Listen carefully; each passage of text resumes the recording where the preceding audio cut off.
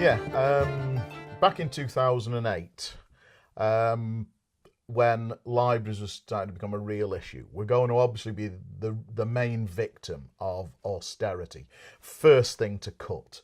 Libraries are an essential frontline public service, providing access to information and human connection, and facilitating our children's education. As an English teacher, I understand how important the ability to read is. Literacy underpins all academic learning and facilitates our involvement in most aspects of civil society.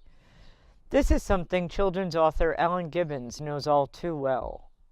Now, everybody knows, with any sense, a reading child is a successful child. Every teacher who's ever taught knows the kids who read for pleasure are in the top sets and the kids who don't read at all are at the bottom. That is just common sense, and you can base it on evidence.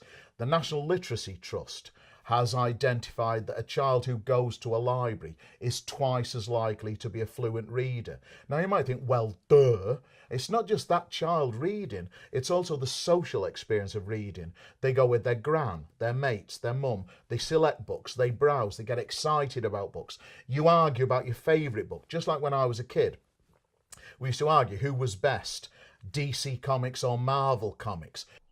As Ellen says, the critical role of libraries, both in school and in the community, have been vital in enabling us to create literate members of society. But across the country, councils are facing cuts in the money given to them by this current government. Since 2010, Kirklees Council's budget has been reduced by nearly £200 million. And by 2020, they will lose another £44 million as the central government's grant gets removed entirely. As a direct result of these government cuts, Kirklees has less money for its library budget. However, our council is committed to keeping libraries open wherever possible. In contrast, nationally, nearly 500 libraries have been closed across the UK, with another 500 being run as community projects. If your library has just been closed, all the evidence is you don't go to the next one up the road. CILIP did a survey that only half of people go to the next library if their own library in the community is closed. That means you lose half the people.